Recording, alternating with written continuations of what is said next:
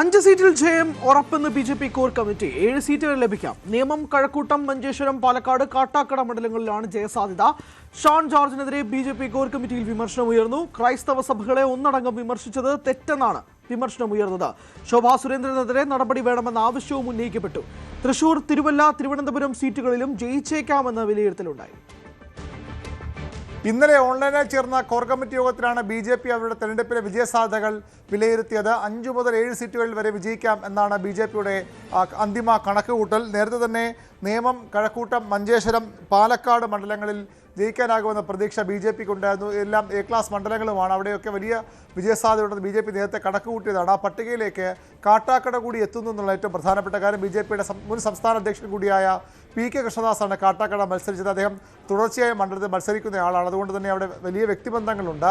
ഇടത് വലത് മുന്നണികൾക്കെതിരായ വോട്ടുകൾ ശക്തമായ ത്രികോണ മത്സരം കാട്ടാക്കടയിൽ നടന്നിട്ടുണ്ട്. അതുകൊണ്ട് തന്നെ അവിടെ ഒരു വിജയസാധ്യത ഉണ്ട് എന്നാണ് ബി.ജെ.പിയുടെ കണക്കുകൂട്ടൽ. തൃശൂർ, തിരുവല്ല, തിരുവനന്തപുരം മണ്ഡലങ്ങളിലും വിജയസാധ്യതയുണ്ടെന്ന് ബി.ജെ.പി.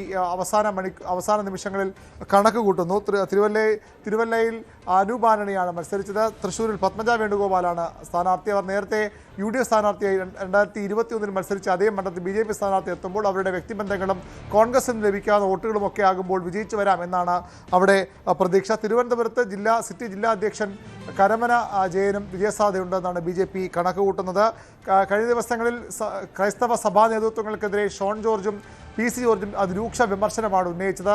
ഇത് ശരിയായില്ല എന്ന അഭിപ്രായം കോർ കമ്മിറ്റി യോഗത്തിൽ ഉയർന്നു വന്നു. ക്രൈസ്തവ സഭകളെ ഒന്നടങ്കം വിമർശിച്ചത് ശരിയായില്ല.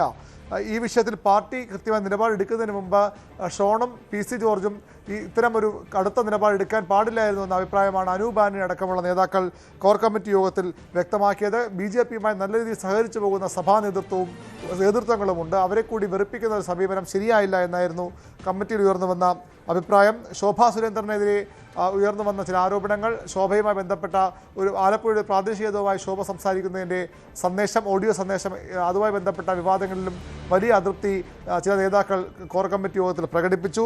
പൊതുസമൂഹത്തിന് മുന്നിലും കുടുംബത്തിന് മുന്നിലും താൻ നാണം കെട്ടുവെന്ന് ബി.ജെ.പിയുടെ സംസ്ഥാന വൈസ് പ്രസിഡന്റ് സോമൻ ഈ കോർ കമ്മിറ്റി യോഗത്തിൽ പറഞ്ഞു. ശോഭയ്ക്ക് നടപടി വേണമെന്ന ആവശ്യവും കോർ കമ്മിറ്റി യോഗത്തിൽ ഉയർന്നു വന്നു. ഏതായാലും 5 മുതൽ 7 സീറ്റുകളിൽ വരെ വിജയപ്രതീക്ഷ എന്ന ഒരു ഏറ്റവും പ്രധാനപ്പെട്ട ഒരു കാര്യമാണ് ബി.ജെ.പിയുടെ കോർ കമ്മിറ്റി യോഗത്തിൽ ഉയർന്നു വന്നത്.